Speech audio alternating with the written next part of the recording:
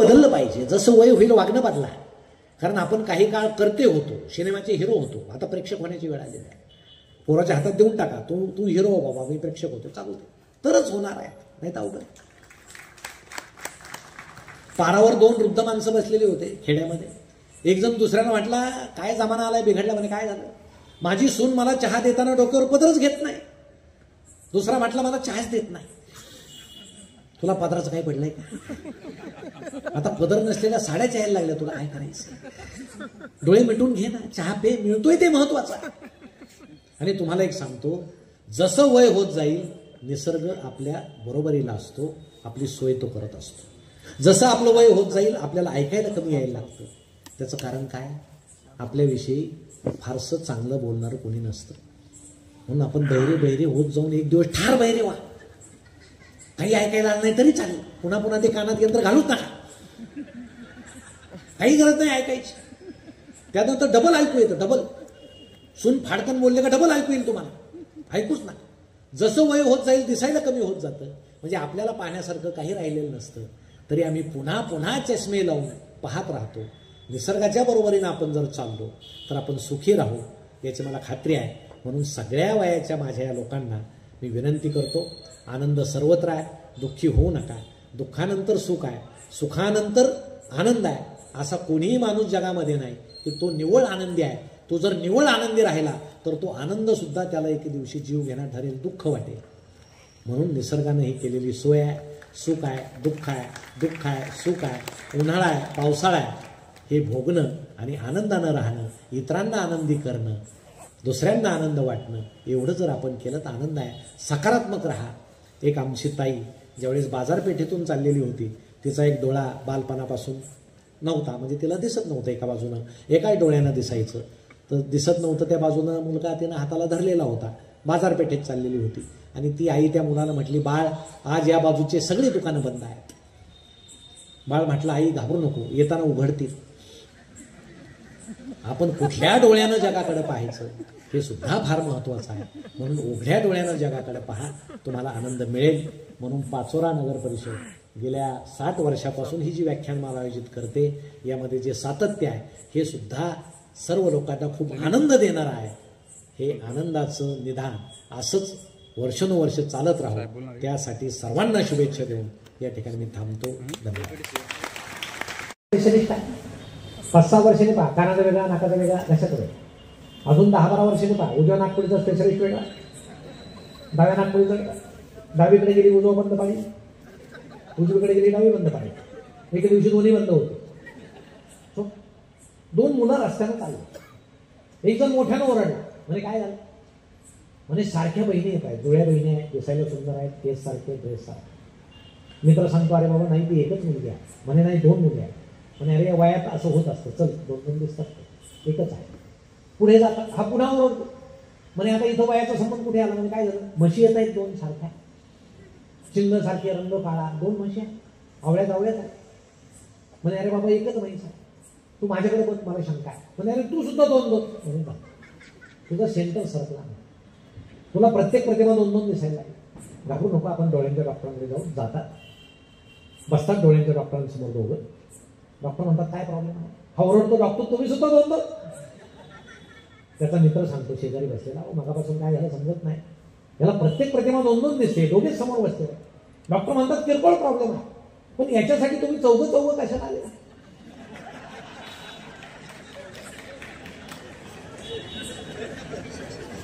आता असं मग जुन्या काळी काही दवाखाने नव्हते का? मला तर आठवतं, आमच्या गावात एक दवाखाना होता आणि डॉक्टरांचा दवाखाना वर होता, खाली ते राहायचे. जिन्यावरची पाटी मला अजून आठवते. डॉक्टर बेंदूरकर दवाखाना, वर जाण्याचा रस्ता. त्यामुळे वर गेलेला पेशंट खाली गेले ज्याचा भरोसा नसायचा. तरी आमचं सगळं गाव जिवंत राहायचं. आम्ही सरकारी दवाखान्यात जायचो. सरकारी डॉक्टर छान होते. कुणाला काही आजार असो, एक बरणी ठेवलेली असायची मोठी पांढऱ्या गोळ्यांची, पेपरचे कप्पे कापलेले असायचे. काय झालं तुला? मूठभर गोळ्या घ्यायचे, बांधायचे, खा. घरून औषधाला बाटली न्यायची काचेची, ड्रम भरलेले असायचे, भाडकन औषध होत आहे. डॉक्टर किती करते? काय नाही, ते एक्सपायरच होणार आहे ते. चमचे कशाला बाटली तोंडाला? बरं, गोळीच्या आकाराचा आणि घशाच्या आकाराचा काही संबंध नसायचा. म्हणजे माणूस आजारातून वाचेल पण गोळी उंतून मरतो की काय, एवढा गोळ. म्हणून जुने लोक कुठून गोळ्या खायचे, बरे व्हायचे सगळे, कारण सेंद्रिय खाणं होतं. बरं, जुन्या काळच्या लोकांच्या शरीरामध्ये पांढऱ्या पेशी नव्हत्याच, कुणाच्याच मरत नव्हत्या. आता सगळ्यांच्या मरायला लागल्या, कारण आता पांढऱ्या पेशी निर्माण करणारे औषधं आहे. आणि विज्ञानाचं हे सत्य आहे की आपल्याकडे आता आधी औषध येतं आणि मग त्या औषधाला लागू पडेल असा आजार काढला जातो. हे सत्य मानण्याशिवाय पर्याय नाही.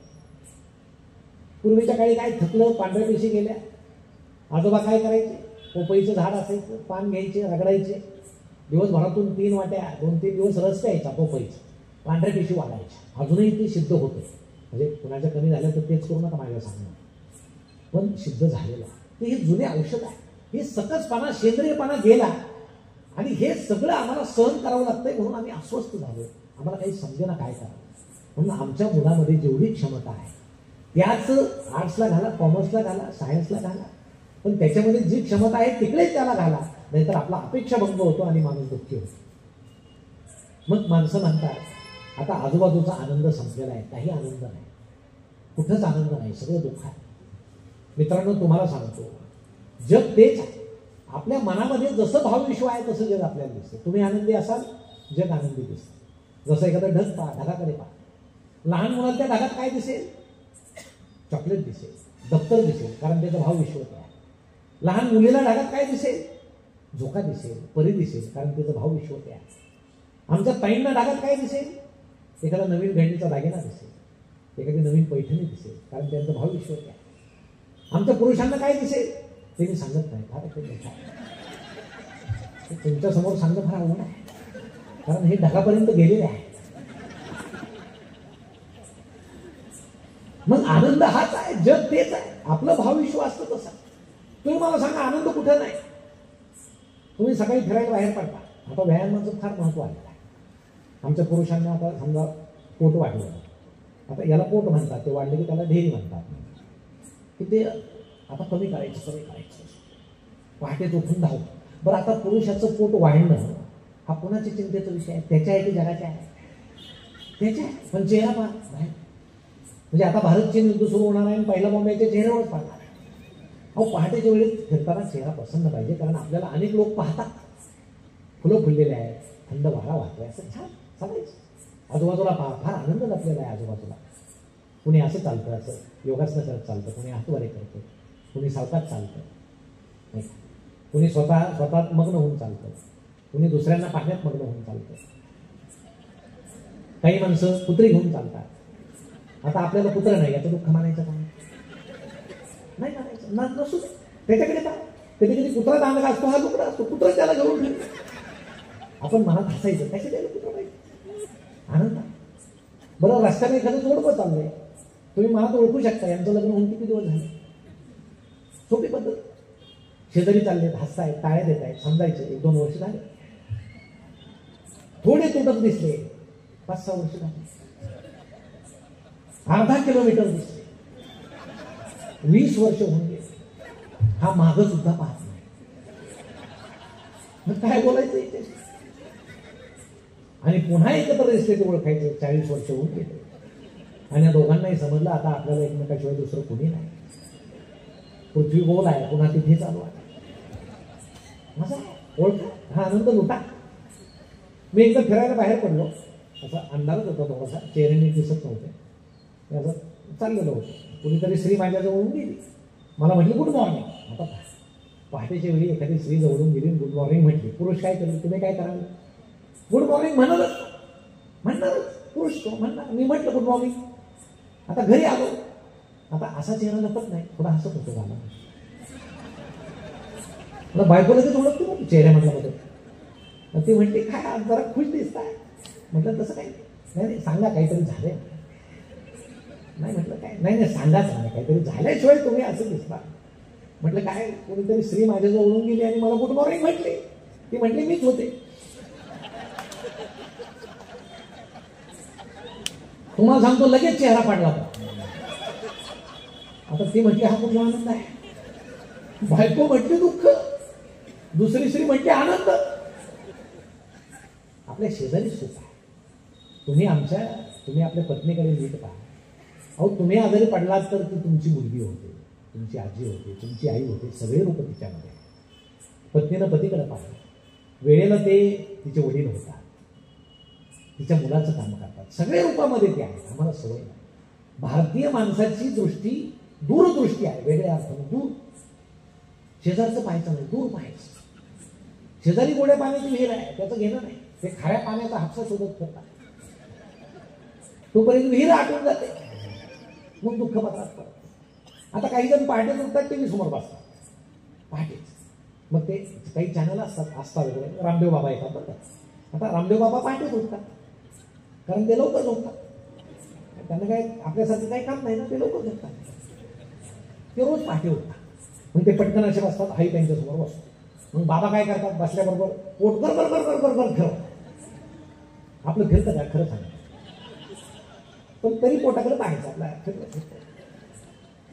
आता आपल्याला दिवसभर पोटासाठी गरगर फिरावं लागतंय, कुठे त्यांच्या नादी लागतात. मग बाबा काय करतात, एक पाय घेतात, पटकन गाड्या घालतात. याचा प्रयत्न सुरू, जमिनीला टेकतो, कसा बसा पाय गाड्यात घालतो. आता बाबा पटकन काढतात, आपला निघतो का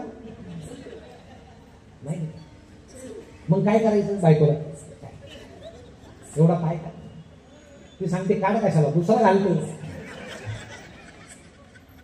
नाहीतरी दिवसभर याचे पाय त्याच्या गाड्यात गुंतवूनच फिरताना, तुमचेच पाय तुमच्या गाड्यात असेच बसा गेलं का सारखे माझा. पण व्यायाम केला पाहिजे. त्याचं कोणी विलंबन केलं तरी व्यायाम हा केला पाहिजे. एक जण दुसऱ्याला म्हटलं तुम्ही योगासनं करता का, करतो. काय होतं योगासनं केल्यानं, ते म्हटले काय, योगासनं केल्यानं आयुष्य वाढतं. मग वाढलेल्या आयुष्यात काय करायचं, ते म्हटले योगासनं करायचं. अरे दुसरं काहीतरी करा, या जगातला आनंद कोणी लुटायचा. पण गंमत अशी आहे, आम्हाला दुःख देखणं करायचं सवय. समजा 2 स्टेन टाकले हृदयामध्ये, आपलं ऑपरेशन झालं, 2 स्टेन अँजिओप्लास्टी झाली, 2 स्टेन टाकल्या, पडले, लोक भेटायला येतात. खरं सांगा, आपली काय इच्छा असते त्याला, सगळ्यांनी भेटायला आलं. कुणी आलं नाही तर आपण बायकोला काय सांगतो, ते त्याला सांगितलं नाही का तू, त्याला कळवलं नाही का तू, सांग ना त्याला असं झालं, सांग. येतात माणसं, येताना सफरचंद घेऊन येतात. आता सफरचंद झोप आहे, कुठेही भेटतात, घेऊन येतात. याला काय खायला मिळत नाही. त्या घरातले सगळे महिनाभरात असे ताजेतावाने होतात, हा सोडून तुकतुकीत दिसतात. सफरचंद त्यांच्या उपयोगाला पडतात नाही. म्हणजे घरात महिनाभरातून असं एखादं पेशंट पाहिजे, फक्त ते आपण नसलं पाहिजे, एवढाच प्रॉब्लेम. मग नवीन माणूस आला की याचं सुरू होतं. काय सांगू तुम्हाला, मागच्या शनिवारी पहाटे उठलो, पाठ दुखायला लागली, हात दुखायला लागला, असा घाम आला, ऐकणाऱ्याला घाम येतो तुम्हाला.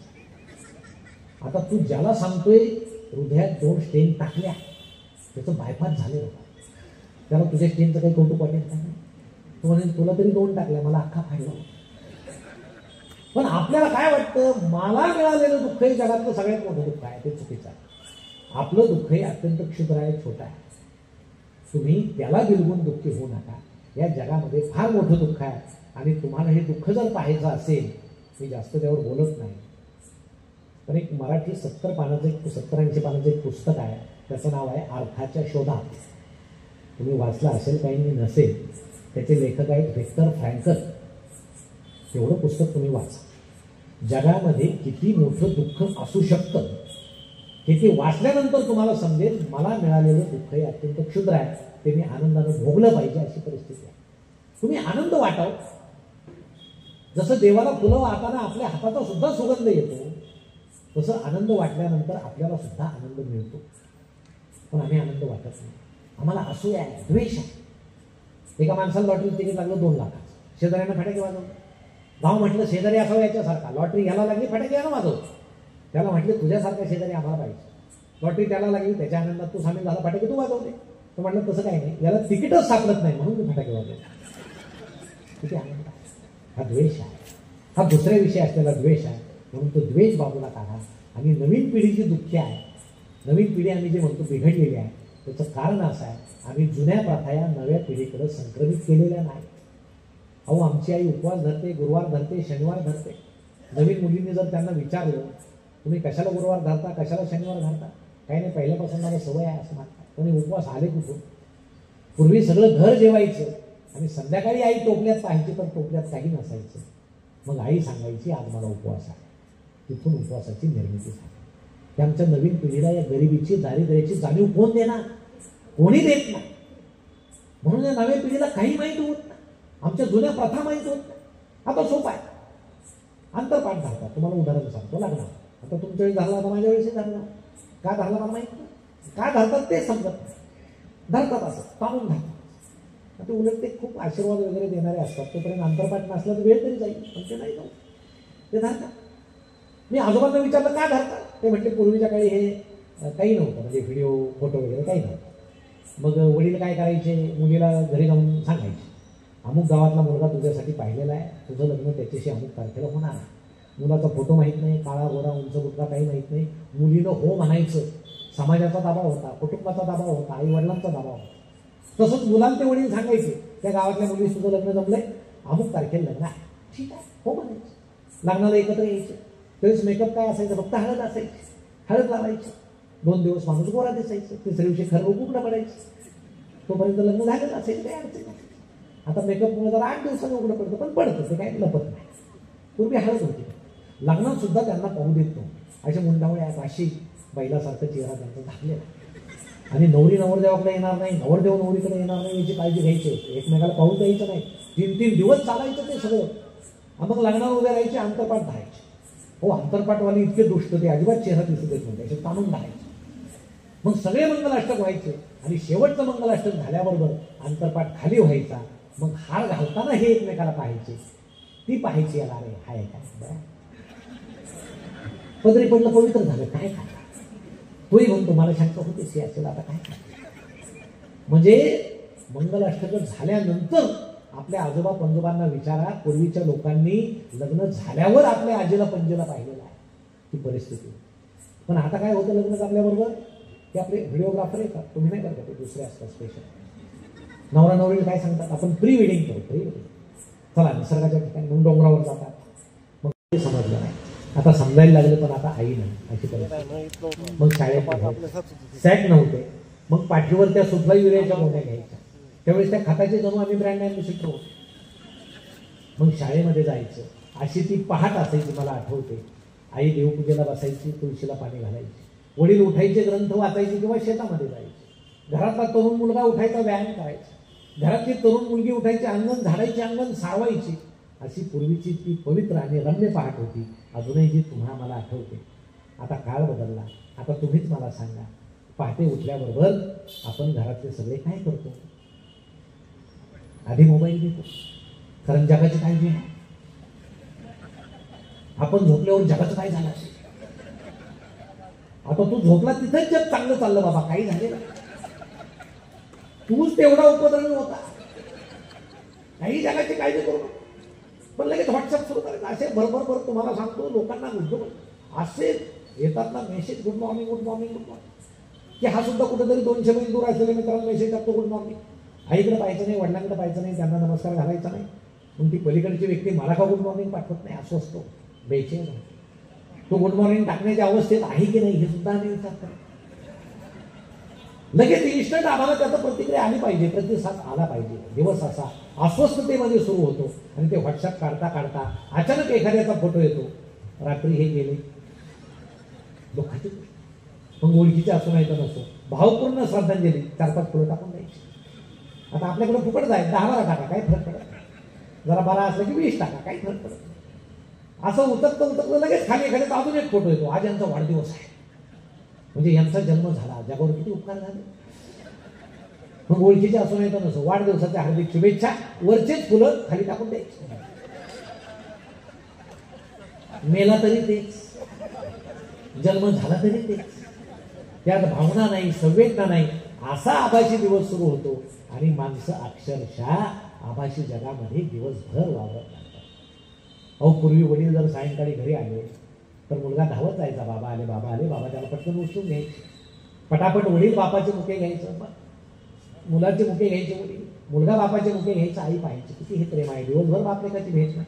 आता परिस्थिती बदलली असं मी म्हणत नाही. पप्पा येतात, मुलगा धावत जातो, पप्पा आले पप्पा आले, पप्पा याला उचलून घेतात. हा त्यांच्या खिशातला मोबाईल घेऊन पळून जातो. म्हणजे आता ज्या बापाच्या खिशात मोबाईल नाही त्याच्याकडे मुलं येतील की नाही. अशी सुद्धा शंका आहे. आणि हे कोणी निर्माण केलं? ते आम्ही निर्माण केलं. हे आम्ही सर्वांनी निर्माण केलं. आम्हाला जागतिक चिंतेची सवय लागलेली आहे. प्रत्येकाचे फेसबुक आहे, तोंडाला फेस येऊस तर फेसबुक खेळतात माणसं. आणि आम्हाला जवळची चिंताच नाही, जागतिक दूरची चिंता आहे. आमच्या भगिनी नाही, एखाद्या आमच्या ताईनं जर सहज फेसबुकवर फोटो टाकला आणि खाली जर एक ओळ लिहिली ना, मला सर्दी झाली, लिहून काय गंमत. फोटो टाकायला खाली एकच लिहायचं, मला सर्दी झाली. अहो, ओळख नसताना जगभरातून हजारो कमेंट्स येतील तुम्हाला पुरुषांचे. मॅडम अमुक गोळी घ्या, मॅडम याचा काढा प्या, त्याचा मलम लावा. आणि घरात बायको शिंकत फिरते, हा तिच्याकडे पाहत सुद्धा. अरे तिला एखादी गोळी आणून दे ना, ती शिंकते ना. कोण कुठली फेसबुकवरची बाई तिला सल्ली कशाला? आमच्या तरुणांची सख्खी बहीण लागण्याची आहे, दुःख नाही. ऐश्वर्या रायचं लग्न झालं, याला फार दुःख नाही. त्या दिवशी देशातले निम्मे तरुण जेवलेच नाही आणि निम्म्यांनी अभिषेक केला, हिचा संसार सुखाचा हो. आता ती त्याच्याशी नाही, तुझ्याशी लग्न करणार होती का नाही? मग जे दुःख आपल्यापर्यंत येत नाही, जे मिटवता येत नाही, एवढे मोठाले दुःख तुम्ही उरावर घेऊन अस्वस्थ होता कशाला? हा खरा प्रश्न आहे. आणि आमचं अस्वस्थ होण्याचं कारण हे आहे. ताजमहालाच्या भिंती काळ्या पडतील ही काळजी आपल्याला आहे. ते पाहतील ना, केजरीवाल पाहतील, मोदी साहेब पाहतील, जे निवडून येईल ते पाहतील. तुम्हाला काय करायचं? तुमच्या घराच्या भिंती काळ्या पडायला लागले तिकडे पहा. आम्हाला जवळचं गेलं नाही, जागतिक चिंता आहे. आणि जे आम्हाला मिटवता येत नाही असं दुःख आम्ही घेऊन चाललेलो आहोत, म्हणून आम्ही अस्वस्थ आहोत. मग हे सगळं जे मोबाईल आहे हे कुठं बंद होणार? कसं बंद होणार? अनेक गमती येतात त्यावर. तुम्हाला एक गंमत सांगतो. एक मनुष्य व्हॉट्सॲप खेळता खेळता चुकून शेजाऱ्याच्या घरात गेला. त्याच्या लक्षात आलं नाही, विचारायचं गेला, बसला सोफ्यावर. आता तिथले आमच्या ताई मालिका पाहत होत्या. आता त्यांना असं वाटलं हे नेहमीसारखे आले आपले.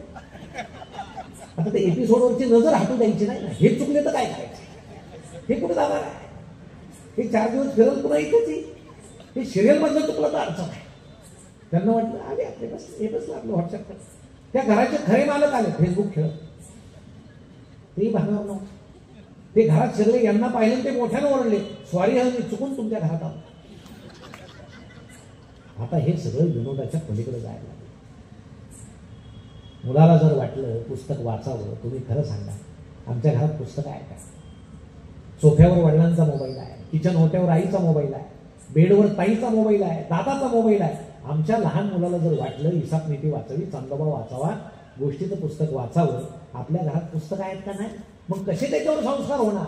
नाही होणार. आणि आम्ही म्हणतो मुलं बिघडली. मुलं बिघडली नाही, आम्ही बिघडलो म्हणून आम्ही त्यांच्यावर संस्कार करू शकलो नाही. हे आजचं वास्तव आहे. म्हणून घरात पुस्तकं ठेवायला काही अडचण आहे. शिवछत्रपतींच्या जयंतीला 2-2, 3-3 लाख रुपये खर्च करतात डीजे लावून. डॉक्टर बाबासाहेब आंबेडकरांच्या जयंतीला 2-2 लाख रुपये खर्च करतात. या थोरांच्या जयंतीला घरामध्ये 50 रुपयाचे यांचे साधे पुस्तकं जर नसतील तर मला वाटतं या घराला फक्त सुशिक्षित घर म्हणता येईल, सुसंस्कृत म्हणता येणार. ते सुसंस्कृत घर नाही. का नाही पुस्तकं? हे सगळी माणसं पुस्तकावर पोचलेली आहेत. या चित्रातले सगळे माणसं हे पुस्तकावर पोचलेले आहेत. आणि यांनी हा समाज पुस्तकानं मोठा केलेला आहे, जो आपल्याच्यानं होत नाही. का नाही पुस्तकं ठेवत घरामध्ये? शिक्षक सुद्धा आमचे पुस्तक वाचत नाही. कोणी शिक्षक असलं तर माफ करा, नाही वाचत. लायब्ररीतले पुस्तकं वाट पाहताय, सर या आणि मला घ्या, मला वाचा. नाही घेत, अज्ञान आहे. 2 शिक्षक ज्यावेळेस एका शिक्षकाच्या घरी गेले चहाला, भिंतीवर साने गुरुजींचा फोटो होता आणि चहाला आलेले शिक्षक त्याच्याकडे असे पाहत होते दुःख नजरे.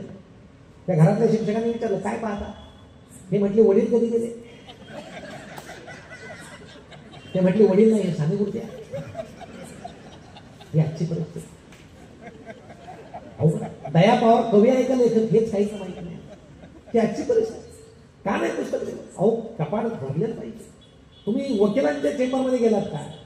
किती पुस्तकं असतात? ते काही सगळे त्यांनी वाचलेले असतात का? पण त्या आरोपीला काय वाटतं? माणूस हुशार आहे, आपल्याला जामीन मिळण्याची दाट शक्यता आहे. मिळतो की नाही पुढचा विषय आहे. तसं तुम्हाला घरात पुस्तक ठेवायला काय अडचण आहे? येणाऱ्याला माहित आहे हा माठ्या आहे, पण निदान मुलं वाचतील नाही. म्हणून तुम्हाला विनंती आहे, आमच्या ताईंना विनंती आहे, मुलांवर खरे संस्कार कोण करतात? आई करते. जिजाऊंनी बाल शिवाजींवर संस्कार केले, त्यावेळेस शहाजी मोहिमेवर होते. आजचे शहाजी सुद्धा मोहिमेवरच असतात. ते कुठल्या असतात फक्त माहीत नसतं. शहाजी माहीत होते कुठे आहे, यांचा भरोसा नाही कुठल्या. म्हणून तुम्ही मुलांवर संस्कार करा, काय अडचण आहे नाही करत. आता किती वाजले? आता 7 ते 9च्या दरम्यान आम्हाला अनुभव आहे. महाराष्ट्रामध्ये बहुतेक स्त्रिया बाहेर यायला त्यांना नकोच वाटतं. कारण 7ला सिरियल सुरू होतात 9 पाहिजे. एकदा सासू रडते, एकदा सून रडते, त्यांना रडायचे पैसे मिळतात, हे कुठं रडतात. मग घरामध्ये एकदा 7च्या आत स्वयंपाक आटोपला. खेड्यापाड्यात सुद्धा आमची आई ती टी व्ही पाहायला बसतात. मग मुलं येतात शेजारी बसतात, मुलगी येते शेजारी बसते, आमचे हे येतात, यांना चहाची गरज असते, काही विचारलं जात येतात शेजारी बसतात. अहो माणसं जेवायला सुद्धा टी व्ही समोर बसतात. आई सांगते वाढून आणा. 8, 8:15ला वाढून आणलं जातं. सगळ्यांच्या ताटात जेवण करतात, कुणी कुणाशी बोलत नाही, सुसंवाद नाही. टी व्हीतले पात्र बोलतात, हे ऐकत राहतात. 7:15ला ब्रेक होतो आणि नेमका अक्षय कुमार येतो. ते काय घेऊन येतो? ते काहीतरी घेऊन येतो, ते हार्पिक संडाचं भांडं धुवायचं ते घेऊन जेवताना. मग ते भांड्यात होतायचं, कसं धुवायचं. माणसं जेवताना पाहणार बाबा, नुसते पाहत नाही, चर्चा होते. आई वडिलांना सांगते उद्या ते घेऊन या, त्यानं फार स्वच्छ निघतं. तुम्हाला भाजी वाढू का थोडी? बाबा तर घाबरून जातात. कुठल्या भांड्यातली भाजी भरोसाच नाही. त्याच्यामुळे बहुतेक पुरुष बाहेर जेवूनच घरी येतात. भांडण नको, काहीच नको, आपलं बाहेर जेवलेलं परवडलं. आमच्या सवयींना मेल्या का ऐकायला फार म्हणजे दुःख झालं असं. हे काय वाईट बोलतात, पाहायला नाही वाटत का? ऐकायला वाईट वाटतं, पाहायला काहीच नाही वाटत. अहो काय झालं, हे लहान मुलं मुली काय म्हणत असतील आमच्या घरात. आम्ही कुठवर. आणि तुम्हाला जर वाटत असेल पहिले संस्कार कुटुंबामध्ये होता, दुसरे संस्कार शाळेत होते. शिक्षणावर तुम्ही किती अवलंबून राहा. आमच्या सरकारला शिक्षणाविषयी किती प्रेम आहे तुम्ही पाहत असाल. जे खातं उरतं तर शिक्षण मंत्री होतो, नाही नकोच खातं असतं. शिक्षणाविषयी अजिबात प्रेम. मराठी शाळेपासून तुम्ही पहा गमती आहे. अहो मराठी शाळेतल्या गुरुजींना शिकून दिलं जात नाही. मध्ये त्यांनी मोर्चा काढला होता, आम्हाला शिकू द्या. गुरुजी मोर्चा काढायचा, आम्हाला शिकू द्या. मुलांसमोर ठेवायचंच नाही, सगळे कामं त्यांच्याकडून करून घ्यायची. मग एक साहेब ज्यावेळेस वर्गात गेले, त्यांनी गुरुजींना सांगितलं हुशार मुलगा उभा करा. त्यांनी केला. मग साहेबांनी त्या मुलाला विचारलं बाळ साथी किती? तो म्हटला 35. साहेब म्हटले सगळ्यात हुशार. गुरुजी म्हटले हाच आहे. म्हणे कसं काय? म्हणे बाकी सारे 35च्या आतच म्हणतात, हा निदान 49 पर्यंत आलाय. आणि तुम्ही जसा आम्हाला शिकवायला वेळ द्या, आम्ही याला 49 पर्यंत आणणार. ही पद्धत आहे. ते कोणी सांगायचं? आता काय ते नोंद वह्या आल्या, ते नोंद करायची मुलाची, वर्षभर नोंद करायची, चांगल्या नोंदी करायच्या. हा मुलगा चांगला क्रिकेट खेळतो, ती मुलगी चांगली चित्र काढते, त्यातून मुलाचं व्यक्तिमत्व दिसलं पाहिजे. पण प्रशासनानं सांगितलेलं आहे नकारात्मक नोंदी शक्यतो करायच्या नाही, मुलाच्या बालमनावर परिणाम होतो. हा वाईट घ्यायचं नाही. एकदा गंमत अशी झाली, एका वर्गात एका मुलानं दुसऱ्याची कंपास पेटी चोरली. आता गुरुजींनी ते पाहिलं, त्यांना वाटलं आता याची नोंद काय करायची, हा चोर होणार आहे असं तर लिहिता येणार.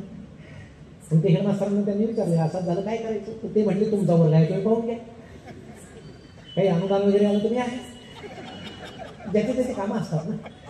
मग गुरुजींनी शांतपणे विचार केला आणि त्या मुलाची नोंद केली. सदर हो मुलाला मित्रांच्या वस्तू संग्रहित करण्याचा छंद आहे. सकारात्मक नोंद. आता हीच वही जर 8वीच्या मॅडमकडे गेली आणि त्यांनी जर वाचला रे याच्या छंदाला प्रोत्साहन दिलं पाहिजे, त्यांची पल सुद्धा लागून राहणार नाही. हे आमचं शिक्षण. मग हेच पोरगं माध्यमिकला जातं, हायस्कूलमध्ये जातं.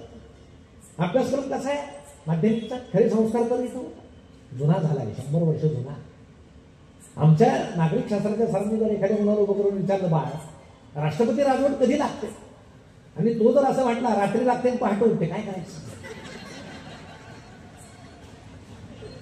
सर जर म्हटले चूक आहे, तो म्हणून सर तुम्ही पाहता की नाही रात्रीच पळाले, लागले राष्ट्रपती राजवट, पहाटे आले, शपथविधी झाला, मग उठली. अहो या महाराष्ट्रामध्ये 6 तासासाठी सुद्धा राष्ट्रपती राजवट लागते. ते सरांना माहित आहे, पण बोलता कुठे येत आहे, अभ्यासक्रमात ते नाही, बाहेरच जाता येत नाही. आमच्या मॅडम सांगतात बाळ 18 वर्ष पूर्ण झाल्यावर मतदानाचा हक्क प्राप्त होतो. आता विधानसभा झाली, मुलगा घरी गेला, खेळत होता, सुट्टी होती, त्याचं लक्ष वडिलांकडे होतं. हे आता जातील मग जातील, 5 वाजले तरी वडील जायलाच म्हणतात. त्याला शंका आहे की वडिलांना 18 पूर्ण व्हायला काही मिनिटं बाकी असायला. 5 नंतर एक गाडी आली, वडिलांच्या हातात काहीतरी दिलं आणि त्या फुकटच्या गाडीत बसून वडील म्हातारा गेले. हे लोकशाहीचं वास्तव आहे. या विधानसभेमध्ये तुम्ही आकडा ऐकला असेल देवरे साहेब, 19 लाख मतदान हे 6 वाजल्यानंतर झालं महाराष्ट्रात. हे कुठले लोकशाही? अवघड आहे. पैसे वाटतात घ्या, गरिबाने घ्यावे. श्रीमंत सुद्धा रात्री दरवाजे उघडे ठेवतात. नाही जागा तर काय घ्या, दरवाजे उघडा ठेवून जा बाबा, ठेवून जा. ही लोकशाही पुढे सुधरवायची. ही लोकशाही मोठा प्रश्न आहे. कुठवर आमचा हा अभ्यासक्रम पुन्हा हे अपडेट झालं. भ्रष्टाचार म्हणजे काय, लाच म्हणजे काय, अण्णा हजारेंचे धडे येऊ द्या, पोपटराव पवारांचे धडे येऊ द्या, सिंधुताईंचे येऊ द्या, या सर्व लेखकांचे येऊ द्या, का धडे येत नाही? आले पाहिजे. महात्मा गांधी, लोकमान्य टिळक, नेहरू हे सगळे थोर होते, नाही असं नाही. पण आता तेच सांगण्यापेक्षा नवीन तुम्ही काही सांगणार आहात का या बदललेल्या पिढीला? आम्ही नाही सांगतो. हेच माध्यमिकचं पोरगं कॉलेजला जातं आणि तुम्हाला सांगतो उच्च शिक्षणामध्ये उच्च कोटीची लबाडी सुरू आहे. मग मुलगा जातो सरांकडे, प्राध्यापकांकडे, सर मी ॲडमिशन घेईन पण कॉलेजला येणार नाही, कोचिंग क्लासेसला जाईल. जमतंय का? नाही तुम्ही दुसऱ्या कॉलेजला. आता सर म्हणतात की बाबा तेवढं स्ट्रेंथ झाली पाहिजे ना, तेवढा पट झालं तर माझं पट टिकेल.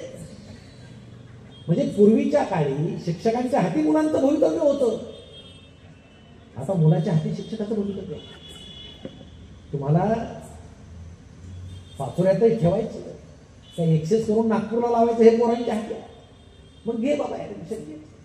मग हे सगळं उच्च शिक्षण सुरू असताना शिक्षकांचा समाजावर म्हणजे शिक्षकांचा मुलांवर विश्वास नाही, मुलांचा शिक्षकांवर विश्वास नाही आणि समाजाचा दोघांवरही विश्वास नाही. अशा परिस्थितीमध्ये आमचं शिक्षण गुरफटलेलं आहे. कसं आमच्या मुलाचं व्यक्तिमत्व घडणार?